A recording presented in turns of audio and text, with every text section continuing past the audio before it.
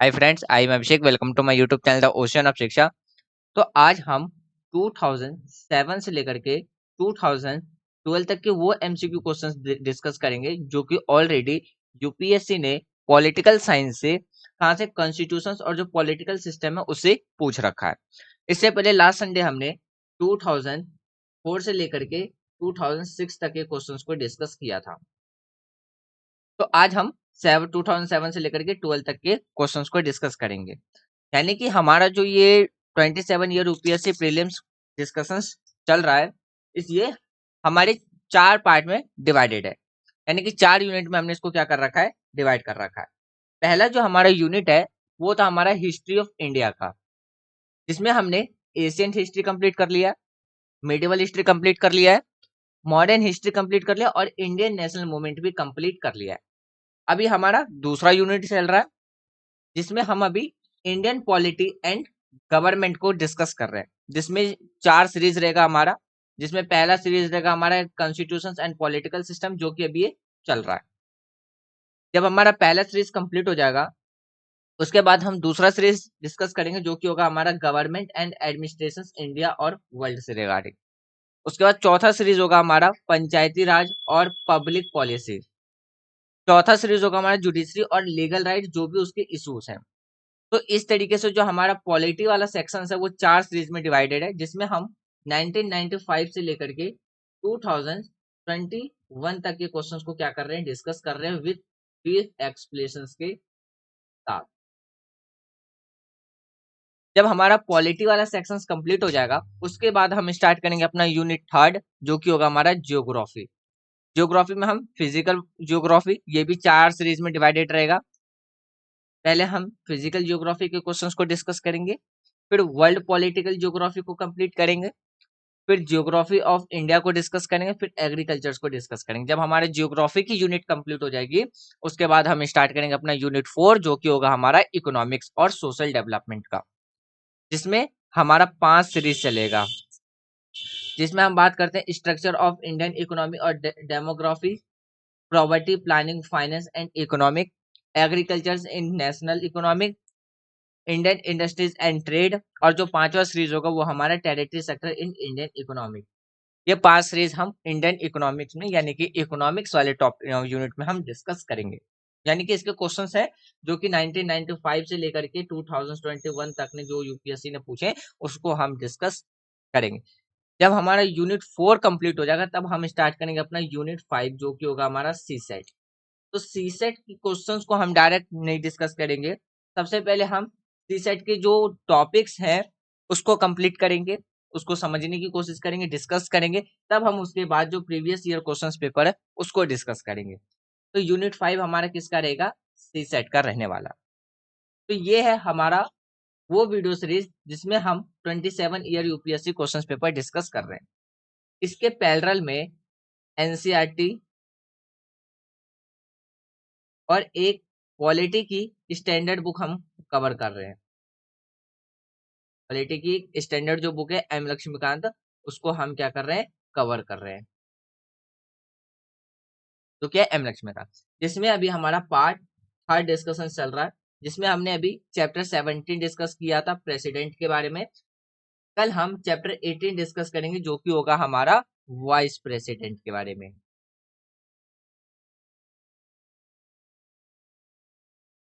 इसके पैरेलल में जो हमारा एनसीईआरटी भी चल रहा है, तो उसमें हमने क्लास 6 से लेकर के क्लास 12 की जो हमारी फर्स्ट बुक है कंटेम्प्रोरी वर्ल्ड पॉलिटिक्स, वहां तक हमने कंप्लीट कर लिया है और ये सारी वीडियो आपको अपलोडेड मिलेगा, प्लेलिस्ट में आप जाकर के देख सकते हैं।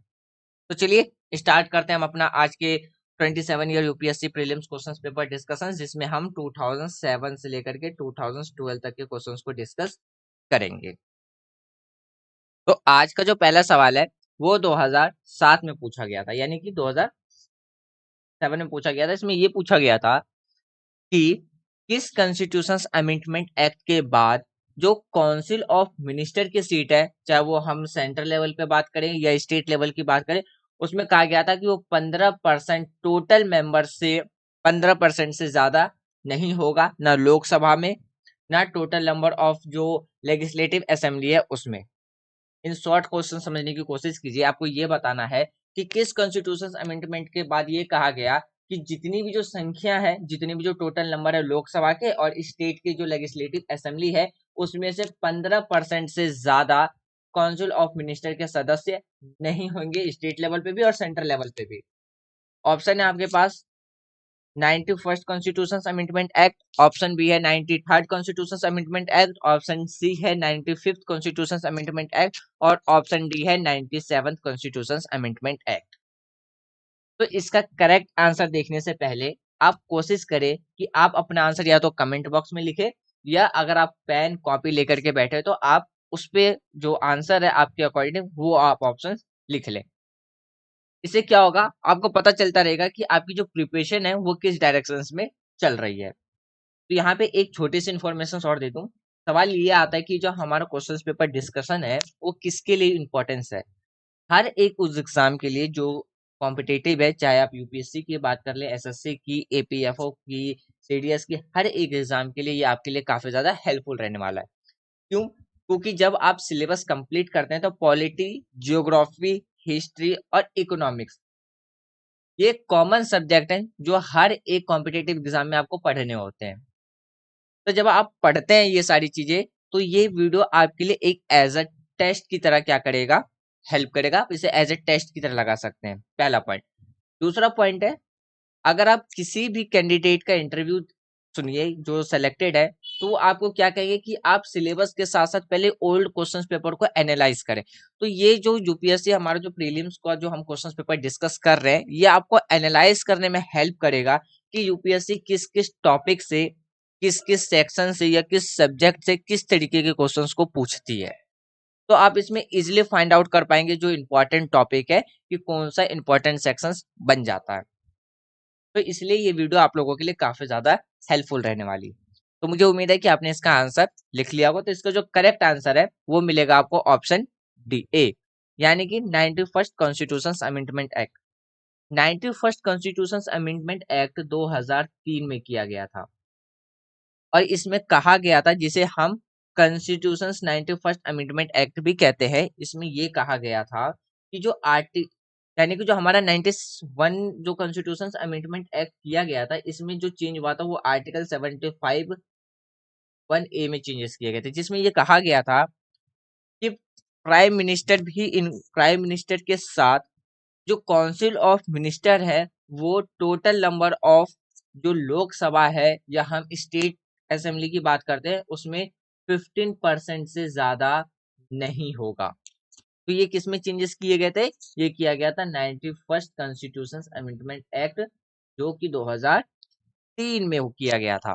तो इसीलिए इसका जो राइट आंसर आपको मिलेगा वो मिलेगा option A, 91st constitution amendment act. Next question discuss करते हैं। ये क्वेश्चन पूछा गया था 2008 में। अब आपको यहाँ पे दो स्टेटमेंट दिए गए हैं, किसके रिगार्डिंग में, डीपीएसपी के रिगार्डिंग में, यानी कि directive principle of state policy के रिगार्डिंग में। अब इसमें यह कहा गया कि इन दो स्टेटमेंट में से आपको ये बताना है कि इनमें से कौन सा स्टेटमेंट आपको डीपीएसपी में इंक्लूड यानी कि मेंशन देखने को मिलता है। पहला स्टेटमेंट कहता है कि जो ह्यूमन ट्रैफिकिंग है या फोर्स लेबर है उसके बारे में कहा है आपको डीपीएसपी में, यानी कि उसको रोकने की बात किस में रखी गई है, डीपीएसपी में रखी गई है, directive principle of state policy में रखी गई है। यानी कि मानव की जो अवैध व्यापार है और जो बेकार पर रोक लगाने की बात डीपीएसपी में की गई है, पहला स्टेटमेंट दिया कहता है। दूसरा स्टेटमेंट ये कहता है कि जो जितने भी जो नशीले पदार्थ होते हैं, जिसमें हम बात करते हैं ड्रिंकिंग एल्कोहल, ड्रग्स, या हम बात करते हैं इंजरीज टू हेल्थ, इन सबको क्या करना है, इन सबको खत्म करना सोसाइटी का काम होगा, यानी कि स्टेट का काम होगा। दूसरा स्टेटमेंट ये कहता है। अब इन दोनों स्टेटमेंट में से बताना है कि कौन सा स्टेटमेंट हमें डीपीएसपी में देखने को मिलता है। ऑप्शन आपके पास है ओनली वन, सिर्फ हमारे पास, यानी कि सिर्फ पहला ही स्टेटमेंट हमें डीपीएसपी में देखने को मिलता है। ऑप्शन बी कहता है कि सिर्फ दूसरा स्टेटमेंट डीपीएसपी में देखने को मिलता है। तीसरा स्टेटमेंट कहता है कि दोनों ही स्टेटमेंट हमें डीपीएसपी के अंदर देखने को मिलता है। और चौथा स्टेटमेंट कहता है कि ना तो हमारा पहला स्टेटमेंट और ना ही दूसरा स्टेटमेंट हमें डीपीएसपी के अंदर देखने को मिलता है। तो अब आपको बताना है कि इसका करेक्ट आंसर क्या होगा।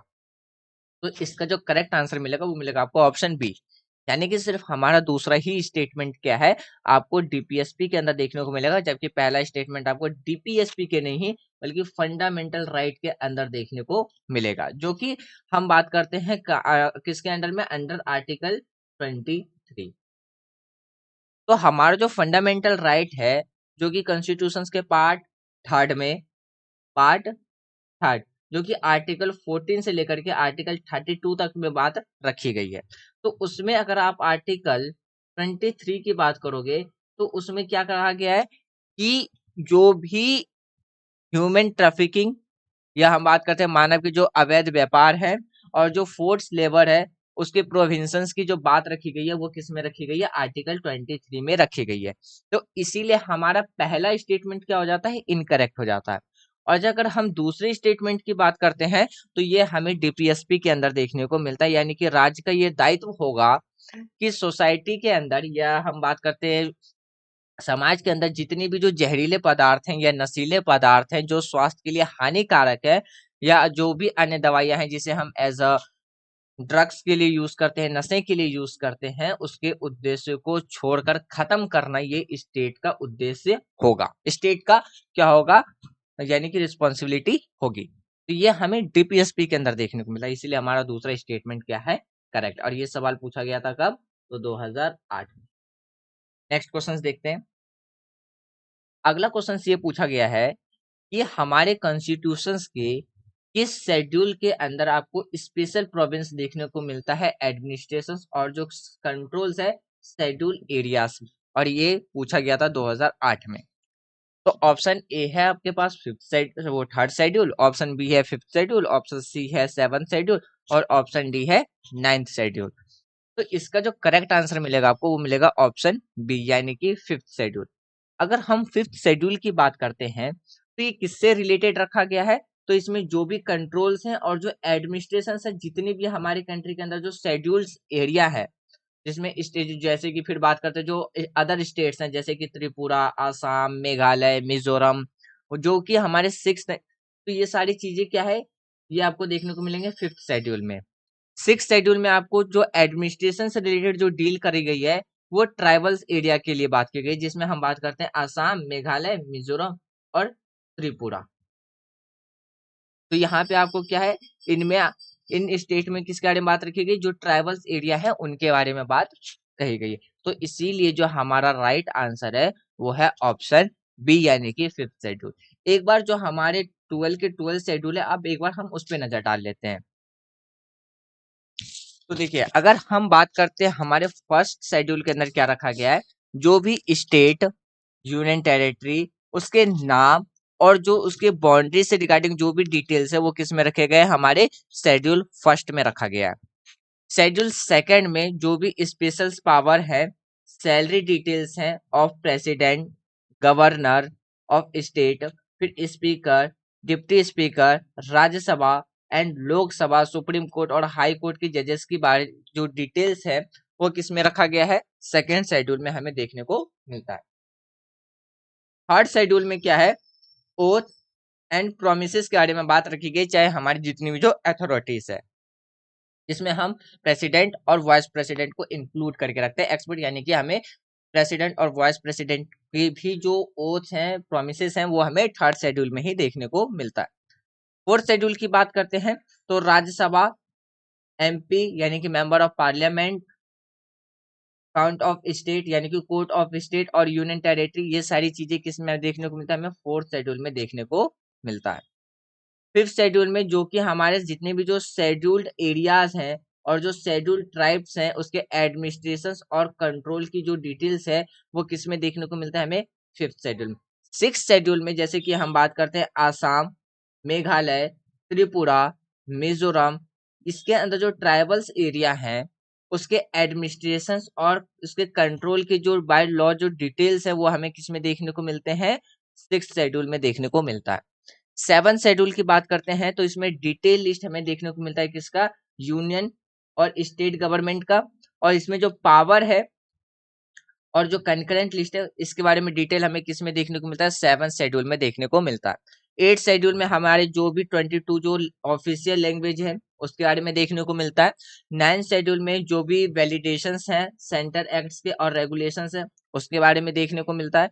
10 शेड्यूल में डिटेल्स दिए गए हैं पार्टी चेंजेस के, डिस्क्वालिफिकेशंस के, किसके, एमएलएज और एमपीज के, यानी कि एमपीज और एमएलएज के किस तरीके से उसका डिस्क्वालिफिकेशंस किया जाएगा, किस तरीके से पार्टीज चेंज होंगे, ये सारी डिटेल हमें किसमें 10 शेड्यूल में मिलता है। 11th शेड्यूल में रिस्पॉन्सिबिलिटी और पावर्स के बारे में बात रखी गई है, किसकी, जो पंचायती राज है उसके बारे में। और 12th शेड्यूल में म्युनिसिपल पायलिटीज के पावर और रिस्पॉन्सिबिलिटी की बात रखी गई है।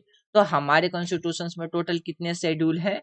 12 शेड्यूल आपको देखने को मिलेगा और 24 पार्ट और 465 से ज्यादा आपको आज के टाइम पे आर्टिकल्स देखने को मिलेंगे।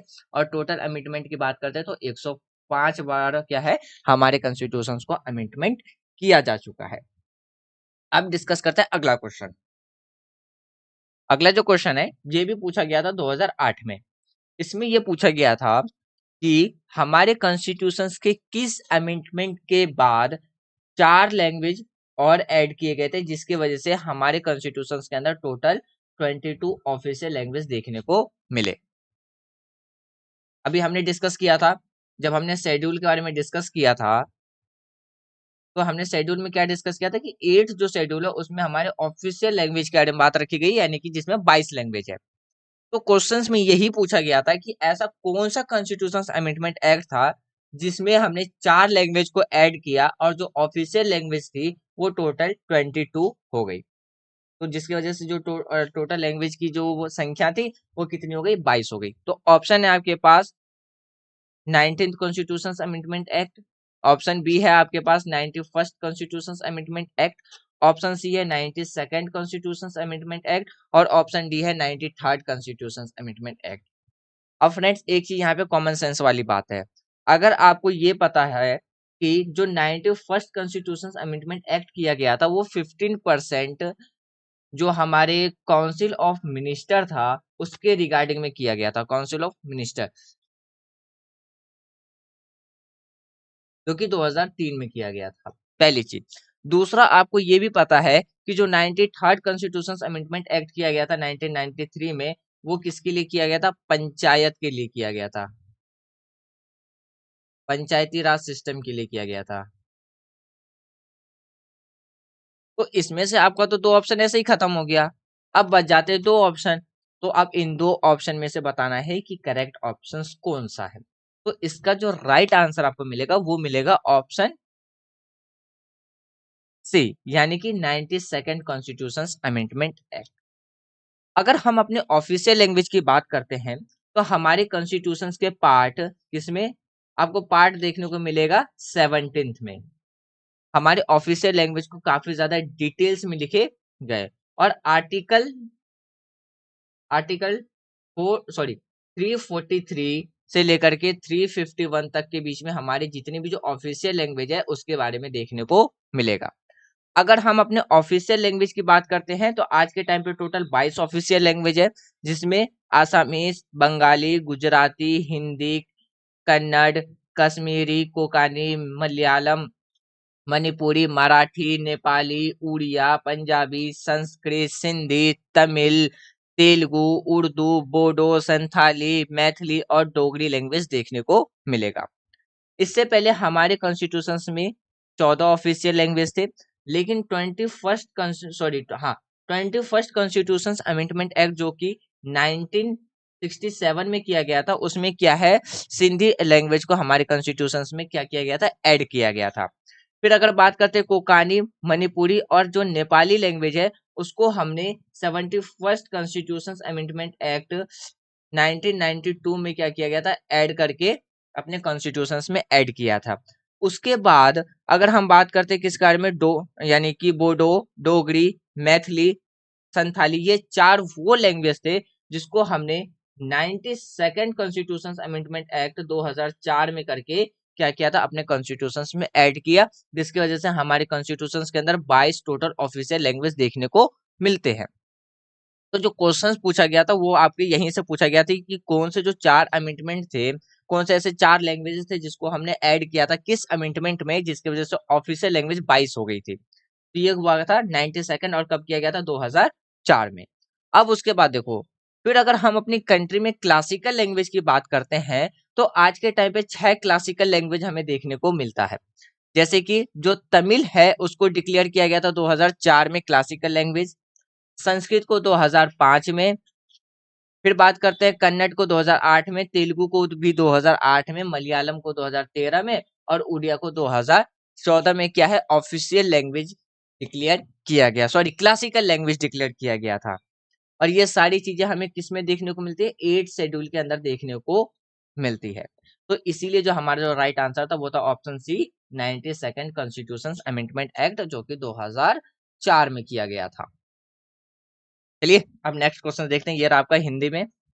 अगला जो क्वेश्चन है इसमें आपको ये बताना है कि किस कॉन्स्टिट्यूशन अमेंडमेंट के बाद ये कहा गया था कि जो टोटल नंबर ऑफ मिनिस्टर है including prime minister in the council of minister shall not extend the 15% of the total members in the house of the people।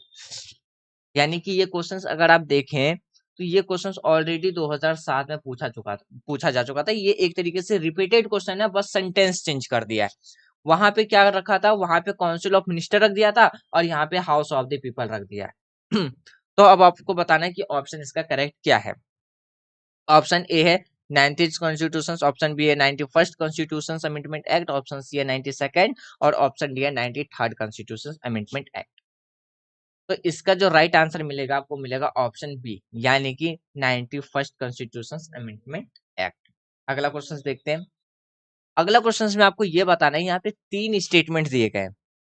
अब इस 3 स्टेटमेंट में से आपको ये बताना है कि इन तीनों स्टेटमेंट में जो प्रोविंस हमें दे रखे हैं कॉन्स्टिट्यूशन ऑफ इंडिया के अंदर, जो ये हमें 3 प्रोविंस देखने को मिलता है, उसमें बताना है जो ये फुलफिल किए जाते हैं by the national social assistance programme by launch, आपको जो गवर्नमेंट के द्वारा किया गया था। अब इनमें से ये बताना है ये किसको फुलफिल करते हैं, यानी कि इन 3 प्रोविंस में से बताना है किसको फुलफिल करते हैं। मतलब क्वेश्चन आप ऐसे समझिए, क्वेश्चंस में ये पूछ रहा है, क्वेश्चन सबसे पहले ये क्वेश्चन पूछा था आपसे 2010 में। क्वेश्चंस में ये पूछ रहा है कि जो नेशनल सोशल असिस्टेंट प्रोग्राम जो लॉन्च किया गया था भारत सरकार के द्वारा, तो वो हमारी जो संविधान है, हमारा जो संविधान है, उनमें से इन तीनों में से किस प्रोविंस को इसमें क्या करता है, फुलफिल करने की बात रखी गई थी। तो आपके पास ऑप्शन है, अगर एक ऑप्शन आप इस तरीके से भी लिख सकते हैं, यदि आप में से किसी भी स्टूडेंट ने 2022 या 23 में अगर आपने यूपीएससी का प्रीलिम्स दिया हो, तो यहाँ पे यूपीएससी के प्रीलिम्स में क्या था, इस बार यूपीएससी ने क्या किया, इस टाइप के क्वेश्चंस ऑप्शंस को चेंज करके नया ऑप्शन डाल दिया, आपको बताने कि कितने पेयर करेक्ट है। तो जैसे कि यहाँ पे था only 1 pair correct, only 1 pairs are correct. Option B था only 2 pairs are correct, only 2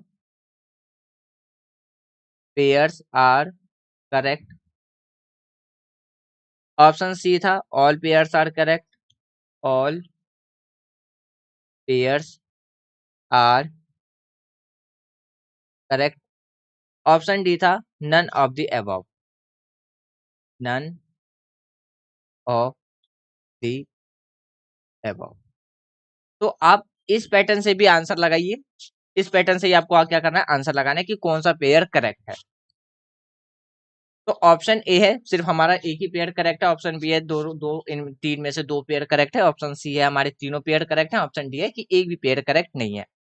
old options के अकॉर्डिंग बात करते हैं तो ऑप्शन ए है ओनली 1, ऑप्शन बी है ओनली 3, ऑप्शन सी है 1 and 3, ऑप्शन डी है हमारे 1 2 3।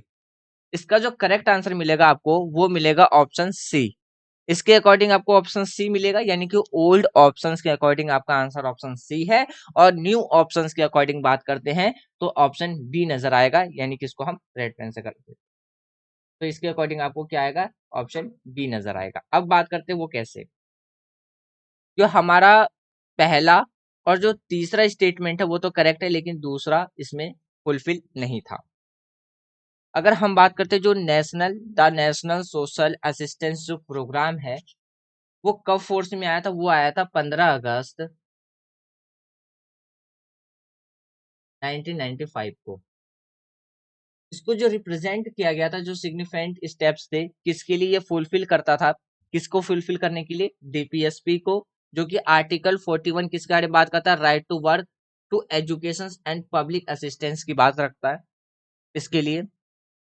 तो इसीलिए जो हमारा जो राइट आंसर था वो क्या था, ऑप्शन सी। अब देखिए यहाँ पे फंडामेंटल राइट कैसे आ रहा है, आप ये सोच रहे होंगे।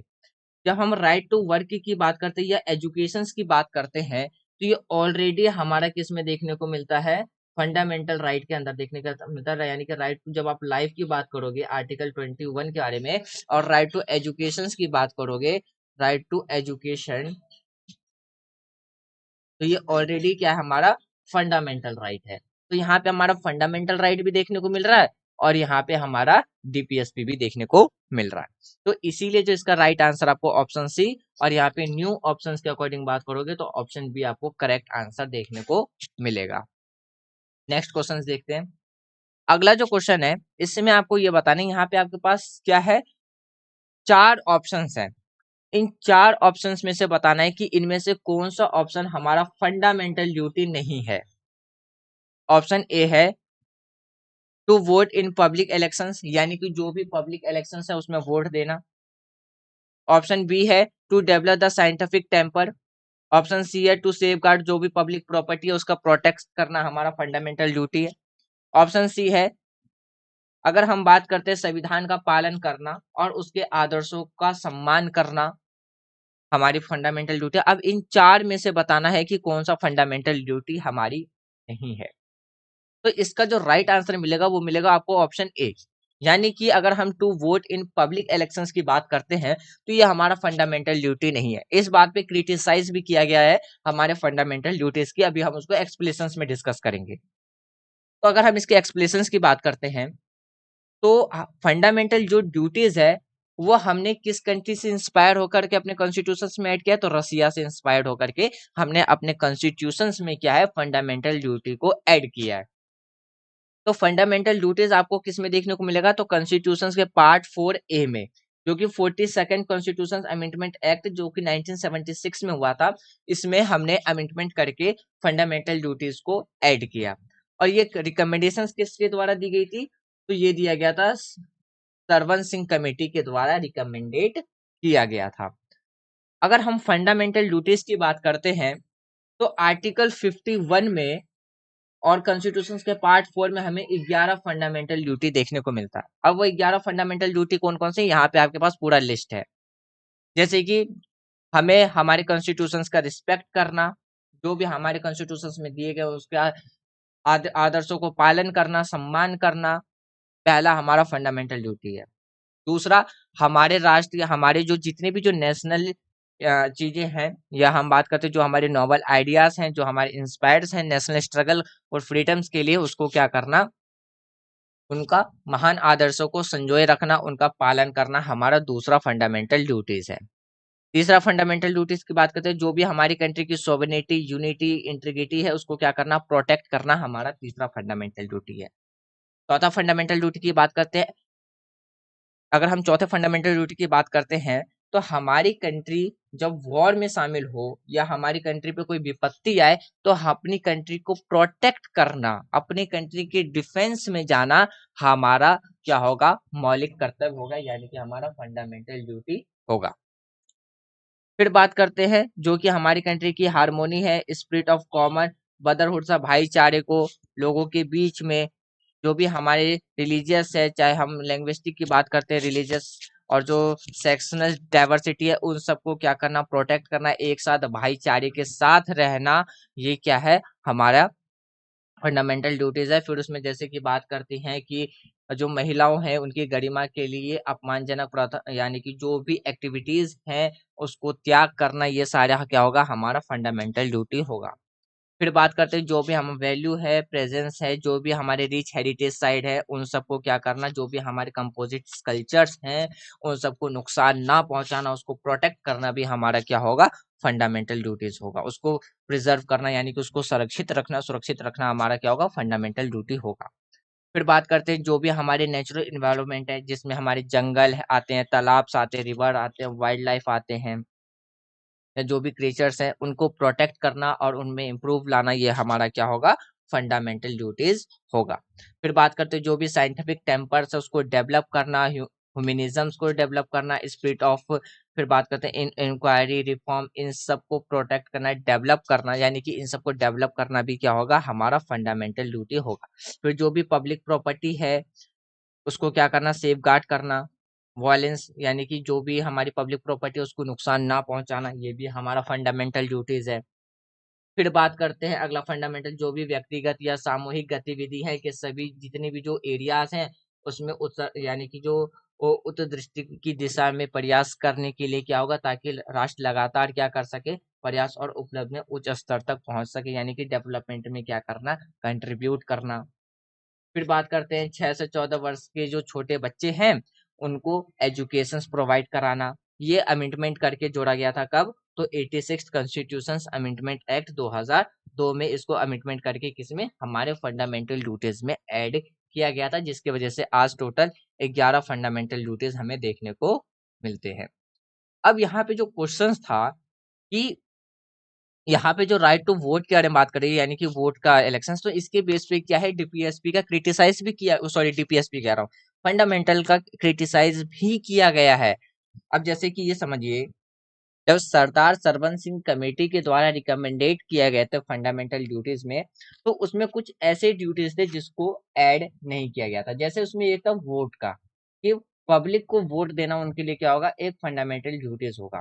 फिर वहीं पे बात करते हैं टैक्स पे के बारे में, तो ये भी रिकमेंडेड दिए गए थे किसके द्वारा, सरदार सरवन सिंह के द्वारा।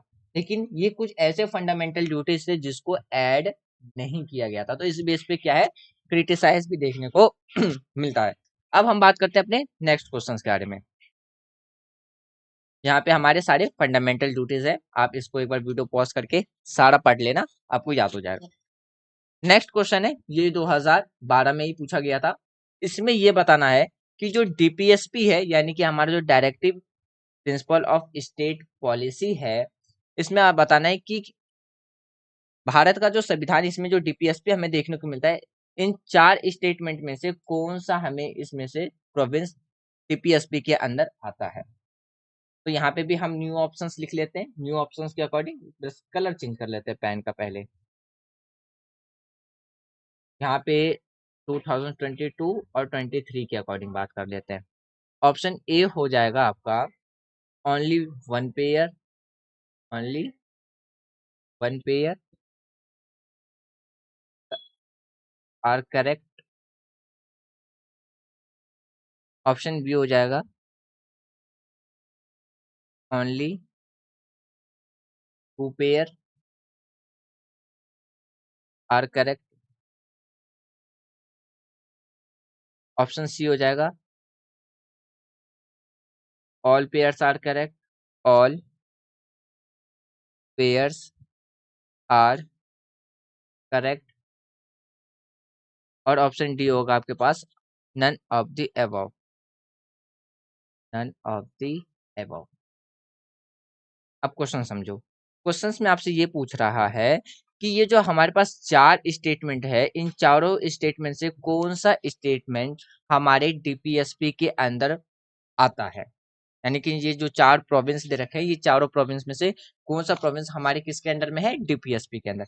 पहला है, इसमें ये कहा गया है कि जो भारत की जो नागरिक है, नागरिकों के लिए एक समान नागरिक संहिता सुनिश्चित करना, यानी कि securing for the citizens of India a uniform civil code. दूसरा है ऑर्गेनाइजिंग विलेज पंचायत, यानी कि ग्राम पंचायत को आयोजन। तीसरा है promoting cottage industries in rural area, यानी कि जितने भी जो रूरल एरिया है, ग्रामीण क्षेत्र है, उसमें जो कुटीर उद्योग है उसको बढ़ावा देना। और चौथा है सभी जितने भी जो वर्कर्स हैं के लिए क्या है, उनकी जो उचित, जो आवश्यक और जो सांस्कृतिक, फिर बात करते हैं अवसर को क्या करना, सुनिश्चित करना। अब इन चारों में से बताना है कि कौन सा प्रोविंस अंडर, किसके अंडर में, डीपीएसपी के अंडर में आता है, वो भी गांधीयन प्रिंसिपल के अंदर। इसमें आपसे गांधीयन प्रिंसिपल के अंदर की बात पूछ रहा है कि इन 4 प्रोविंस में से कौन सा ऐसा प्रोविंस है जो डीपीएसपी के गांधीयन प्रिंसिपल के अंदर आता है। ये सवाल पूछा गया था 2012 में। तो इसका जो राइट आंसर मिलेगा वो मिलेगा आपको ऑप्शन बी, यानी कि सिर्फ दूसरा और तीसरा। और हम न्यू ऑप्शंस के अकॉर्डिंग बात करते हैं तो इसमें भी हमें सिर्फ 2 यानी कि सिर्फ हमारे 2 पेयर्स ही क्या है, करेक्ट है। तो अब इसमें देखते हैं, अगर हम डीपीएसपी की बात करते हैं तो ये हमारे कॉन्स्टिट्यूशन के आर्टिकल 45 में आपको देखने को मिलेगा, जो कि हमने आयरिश कॉन्स्टिट्यूशन से इंस्पायर होकर के अपने कॉन्स्टिट्यूशन में अडॉप्ट किया है। कॉन्स्टिट्यूशनल प्रोविंस की बात करते हैं, directive principle of state policy की, तो ये पार्ट 4 में देखने को मिलेगा। अब अभी आप कहोगे कि अभी पार्ट 4 में तो हमें फंडामेंटल ड्यूटी भी देखने को मिलेगा, तो फंडामेंटल ड्यूटी हमने अमेंडमेंट किया था कौन सा, तो इसलिए हमें पार्ट 4A में देखने को मिलता है। जब इसके किसी भी पार्ट के आगे अल्फाबेट या आर्टिकल के आगे जब आपको अल्फाबेट नजर आए, समझ लीजिए कि वो हमने अमेंडमेंट करके किया है। तो जो हम डीपीएसपी की बात करते हैं वो हमारे कॉन्स्टिट्यूशन के पार्ट 4 में आर्टिकल 36 से लेकर के 51 तक के बीच में देखने को मिलता है। तो हमारा जो डीपीएसपी है वो 3 प्रिंसिपल में क्लासिफाइड है। पहला है सोशलिस्ट प्रिंसिपल, दूसरा है गांधीयन प्रिंसिपल और तीसरा है लिबरल एंड इंटेलेक्चुअल प्रिंसिपल। यानी कि 3 प्रिंसिपल के बेस पे क्या है, हमारे जो डीपीएसपी है उसको क्या कर रखा है, क्लासिफाइड कर रखा है। हिंदी में बात करें तो समाजवादी सिद्धांत, गांधीवादी सिद्धांत, उदार और बौद्धिक सिद्धांत के बेस पे क्या कर रखा है, क्लासिफाइड कर रखा है। अगर हम गांधीयन प्रिंसिपल की बात करते हैं तो आर्टिकल 40 से लेकर के आर्टिकल 40, आर्टिकल 43, 43B, 46 और 47 और 48 ये किसके बारे में बात करता है, गांधीयन प्रिंसिपल के बारे में बात करता है। किसके बारे में बात करता है, गांधीयन प्रिंसिपल्स के बारे में। अब बात करते हैं आर्टिकल 40 क्या कहता है। आर्टिकल 40 ये कहता है कि हर एक स्टेट में क्या होना चाहिए, जो विलेज पंचायत है वो ऑर्गेनाइज होना चाहिए। अब देखिए यहाँ पे महात्मा गांधी की एक कोटेशन से भी आती है, उनके द्वारा ये कहा गया था, हमारा देश इसीलिए गरीब है क्योंकि हमारे देश का गांव गरीब है। हमारे देश का अगर गांव डेवलप हो जाए तो हमारा जो इंडिया है वो ऑटोमेटिकली डेवलप हो जाएगा। तो अगर हम पंचायत की बात करते हैं तो उसका एक झलक हमें कहाँ देखने को मिलता है, हमारे कॉन्स्टिट्यूशंस के आर्टिकल 40 में आपको देखने को मिलते हैं।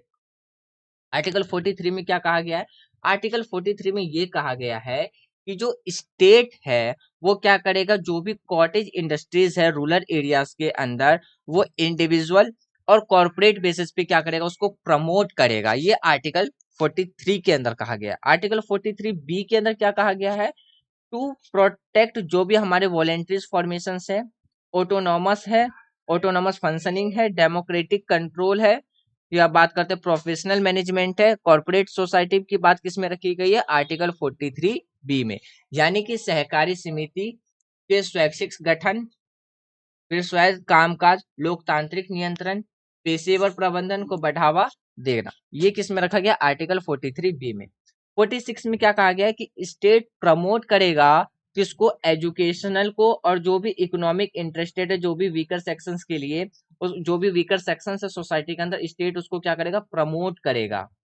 जिसमें हमें शेड्यूल कास्ट और शेड्यूल ट्राइब्स की बात करते हैं और जो भी अदर सेक्शंस हैं उसके बारे में।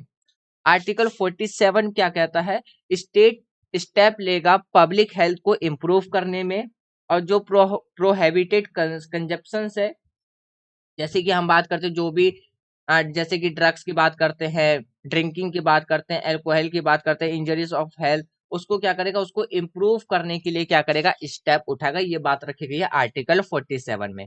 फ्रेंड्स यहाँ पे आपको याद आ रहा होगा कि थोड़ी देर पहले हमने इसके ही रिगार्डिंग में क्वेश्चन डिस्कस किया था, जिसमें 2 स्टेटमेंट थे और उन 2 स्टेटमेंट में से बताना था कि कौन सा स्टेटमेंट अंडर डीपीएसपी आता है। तो वो किसके अंदर वो बात किस में रखी गई थी, आर्टिकल 47 में। 48 में क्या कहा गया है कि जो भी शेल्टर है काउ से रिलेटेड या क्लेव्स के रिलेटेड, फिर यह बात करते हैं यानी कि गाय बछड़ों और जो भी अन्य जो मिल्क देने वाले जो एनिमल्स हैं, जो जानवर है, उनके वैध पर क्या होगा, रोक लगेंगी। ये सारी बातें क्या रखी गई है, आर्टिकल 48 में रखी गई। ये सारी क्या है, हमें गांधीयन प्रिंसिपल देखने को मिलता है।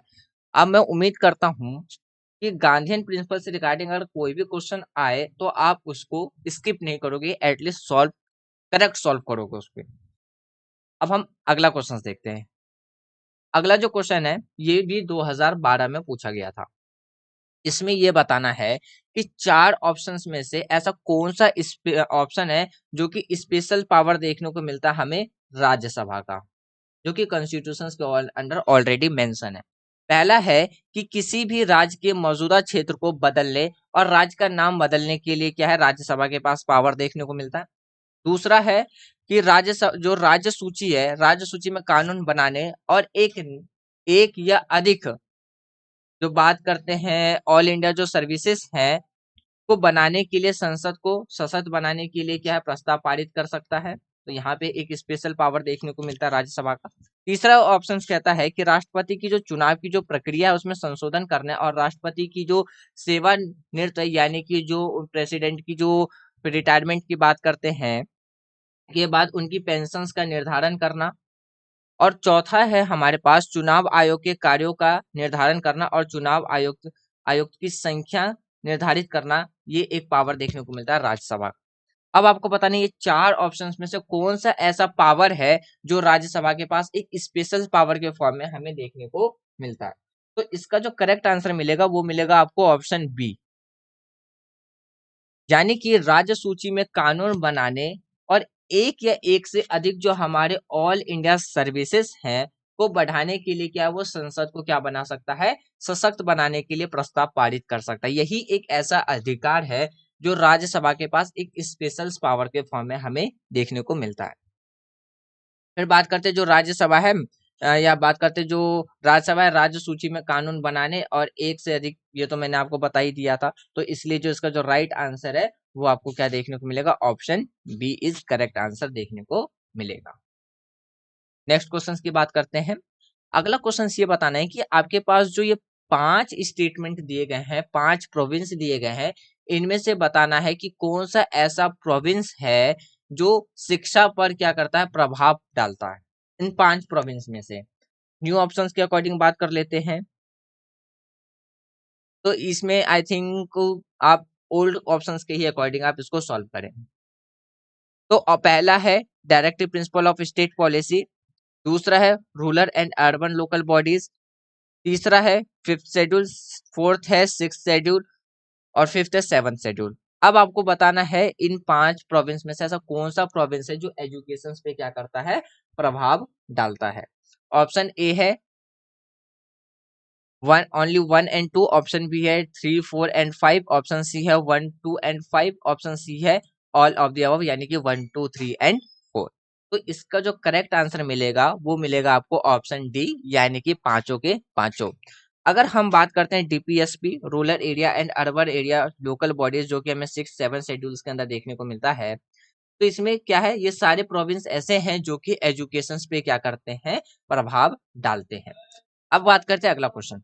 अगला क्वेश्चन है according to the constitution of India, यानी कि हमारे भारत के संविधान के अनुसार जो प्रेसिडेंट की जो ड्यूटी है, हमारी कंट्री की जो प्रेसिडेंट उनकी जो ड्यूटी है, cause to be lead before a parliament और यानी कि विच ऑफ द फॉलोइंग, यानी कि भारत के संविधान के अनुसार राष्ट्रपति के यानी कि भारत के राष्ट्रपति का यह कर्तव्य है कि वह संसद के समक्ष निम्नलिखित में से किसे रख सकते हैं।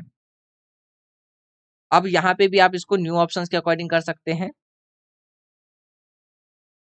ऑप्शन ए हो जाएगा आपका only only one pair, only one pair. Option B हो जाएगा ओनली 2 पेयर, ऑप्शन सी हो जाएगा ओनली 3 पेयर और ऑप्शन डी के अकॉर्डिंग हो जाएगा ऑल पेयर्स, ऑल पेयर्स।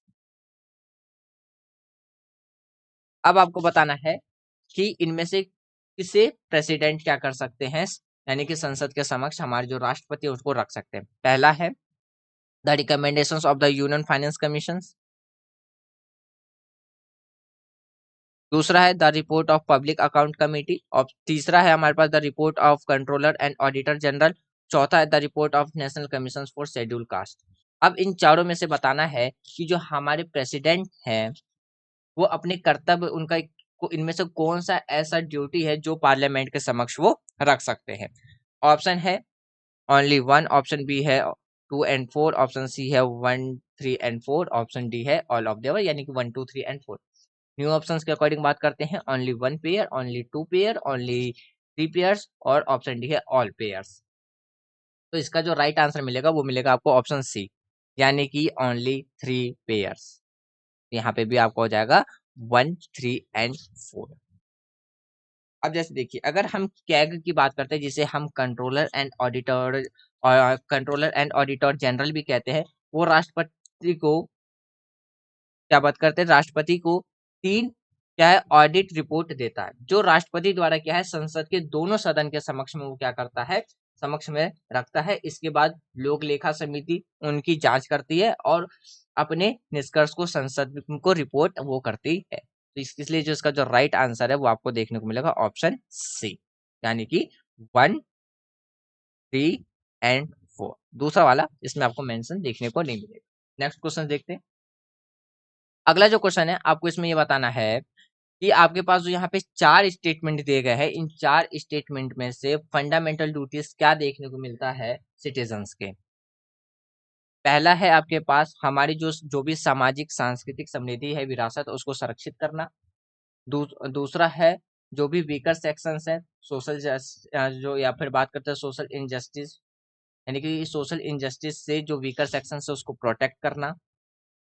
तीसरा है डेवलप करना हमारे साइंटिफिक टेम्पर्स और स्पिरिट ऑफ इंक्वायरी को। और चौथा है to strive toward excellence in all spheres in individual and collective activities, यानी कि व्यक्तिगत और सामूहिक गतिविधि के सभी क्षेत्रों में उत्कृष्टता की ओर प्रयास करना।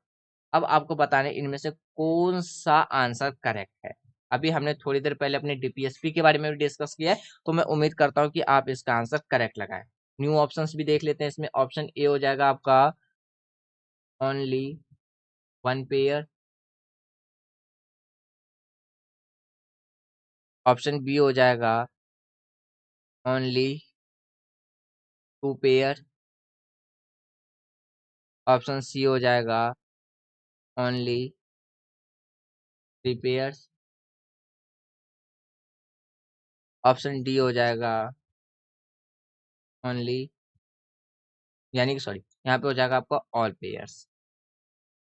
अब बताना है कि न्यू ऑप्शंस के अकॉर्डिंग कौन सा पेयर करेक्ट है और ओल्ड ऑप्शंस के अकॉर्डिंग आप ऑप्शंस देख लीजिए।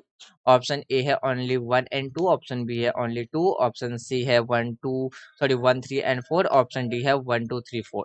तो इसका जो करेक्ट आंसर मिलेगा वो मिलेगा आपको ऑप्शन सी, यानी कि सिर्फ हमारा पहला, तीसरा और जो चौथा है वो किसके अंदर देखने को मिलेगा, आपको फंडामेंटल ड्यूटीज के अंदर देखने को मिलेगा। तो इसका जो राइट आंसर मिलेगा वो आपको मिलेगा ऑप्शन सी। इसके अकॉर्डिंग आपका हो जाएगा ऑप्शन सी, यानी कि हमारे 3 पेयर करेक्ट है। अब बात करते हैं क्यों, क्योंकि इसमें अगर हम बात करते हैं सेकंड के बारे में तो ये हमारे फंडामेंटल राइट्स में देखने को मिलता है, ना कि फंडामेंटल ड्यूटीज में। या आप यहाँ पे देख भी सकते हैं कि टू जो भी सेल्फ प्रमोट है special care educational and economic interest to जो वीकर सेक्शंस ऑफ द जो पीपल्स हैं, या हम बात करते हैं जो इनके जो पर्टिकुलर्स ऑफ द जो शेड्यूल कास्ट और जो शेड्यूल ट्राइब्स हैं shall be protect in social, ये आपको कहाँ देखने को मिलेंगे, आपको फंडामेंटल राइट के अंदर देखने को मिलेगा।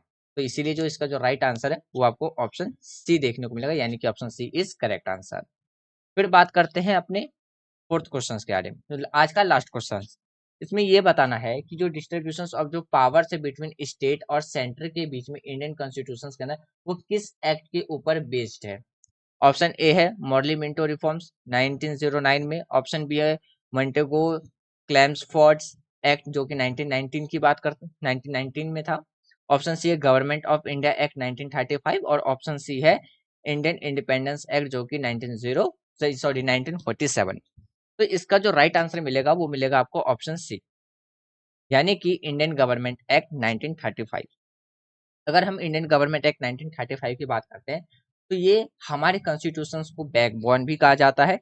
काफी इंपॉर्टेंट जो पीसेस है जिसके हम लेजिस्लेशंस की जो मार्क की बात करते हैं, सिग्निफिकेंस ऑफ स्टेट जो टूवर्ड्स ऑफ इंडियाज है, ये हमें किस में देखने को मिलता है, गवर्नमेंट एक्ट 1935 में ही देखने को मिलता है। यानी कि भारत सरकार अधिनियम जो 1935 है कानून का एक महत्वपूर्ण हिस्सा था जिससे ब्रिटेन शासन से भारत के अंत स्वतंत्रता की दिशा के एक महत्वपूर्ण कदम उठाया गया था। भारत सरकार अधिनियम जो 1935 के बारे में कुछ और भी पॉइंट्स हैं, हम आगे डिस्कस करते हैं। जैसे कि हम बात करते हैं सबसे पहले जो इंडियन गवर्नमेंट एक्ट 1935 था, तो उसमें क्या है, ब्रिटिश पार्लियामेंट द्वारा, जो ब्रिटिश पार्लियामेंट है उनके द्वारा ये लाया गया था इस एक्ट में कि जो 1937 में जो भी प्रभाव, यानी कि जो 1937 का जो 1935 का जो एक्ट था वो फोर्स में कब आया था, 1937 में।